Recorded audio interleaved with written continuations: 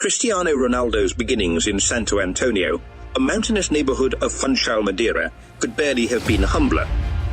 He was born on February 5, 1985, the youngest of 4 children, 2 girls and 2 boys. His mother, Maria Dolores dos Santos Aveiro, was a cook, and his father, José Diniz Aveiro, a gardener. Together they worked hard to provide the basic necessities for their young family. It was José who ensured that the young Cristiano had a childhood steeped in football. A hit man with the local club, Andorinha, he nudged his youngest son towards a pathway that would lead him to become one of the greatest footballers the game has ever known, a face recognized all over the world, which has come to universally signify self, belief, determination, resilience, power, and quality. Ronaldo's footballing career took him from Andorinha to Nacional and then to the mainland with Sporting Kiev, where he was ultimately signed as a 12-year-old after battling his way through a 3-day trial that would have halted boys of lesser character. Once in Lisbon, the young Ronaldo would have his resilience tested again, however.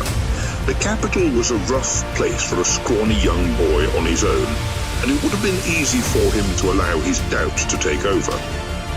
João Marques de Freitas, a socio of Sporting who played a role in the youngster's move to the capital, explained it was very difficult for him to adapt in Lisbon because Madeirans have a pronunciation which is very different to here. Cristiano had problems at school. They laughed at him, and he resisted. At one point, he wanted to leave, but fortunately he stayed. He went through a bad time. A breaking point nearly came. With Ronaldo so unhappy, he briefly returned home to Madeira. A pep talk from Barros Sousa later, he was back on the plane to the mainland, having overcome his doubts, and was once again en route to legendary status. But success did not come by chance. Even as a young player, Ronaldo's work ethic was second to none, as academy team mate Christopher Pilar explained. Ronaldo was different because of all the work he put in. Not so much during the training sessions, but after the sessions he would always stay and practice for an extra half hour on the areas he had most difficulties. The way he trained, the way he motivated his team, mates, the way he corrected them, his will to win, his will to impress, was superior to all the others. We all wanted to play football and to please our parents, but not him.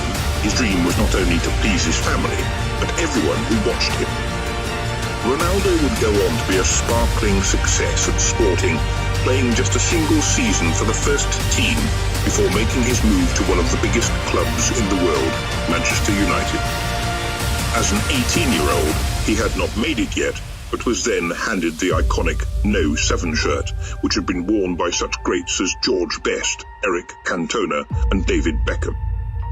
There have been a few players described as the new George Best, but this is the first time it's been a compliment to me, the late Northern Irishman, an iconic figure for the Red Devils, quipped in 2004. Immediately presented with this huge burden of expectation, lesser mortals might have bent and broken, but instead it proved an extra source of motivation for the thrilling young talent. I was forced to live up to such an honor, Cristiano would say in 2007. Wayne Rooney praises the self-belief of his former teammate in his autobiography. If there's one person with a bigger self-belief than Ronaldo, I haven't met him yet. Around the dressing room, Ronaldo was bullish in his assertion that he would become the best, as the England legend went on to explain. He told us he wanted to be the best player in the world, but he was desperate to be the greatest. Ronnie's ambition wasn't just talk either. In the changing rooms before the 2006-7 season, I noticed something different about him. He was bigger. He'd come back from the World Cup in Germany muscly and beefed up, like he'd been on the weights all summer. On the pitch in pre-season, he had started cutting out the fancy tricks and flicks and finding an end product to his mazy runes. I know one thing. This change in Ronaldo hadn't come about by luck. He works bloody hard. When I watched him train or saw him scoring great goals for fun in pre-season friendlies, I thought he really could become the best player in the world. Ronaldo won everything worth winning at Old Trafford, including the first of 5 Ballons d'Or, before setting his sights on a new challenge with Real Madrid. Having yearned to move to the Bernabeu for a year, he finally had his wish granted, as in summer, Switzerland attempted to lock his path to the final, but he blew past them with an astonishing hat-trick to seal a 3-1 victory in Porto.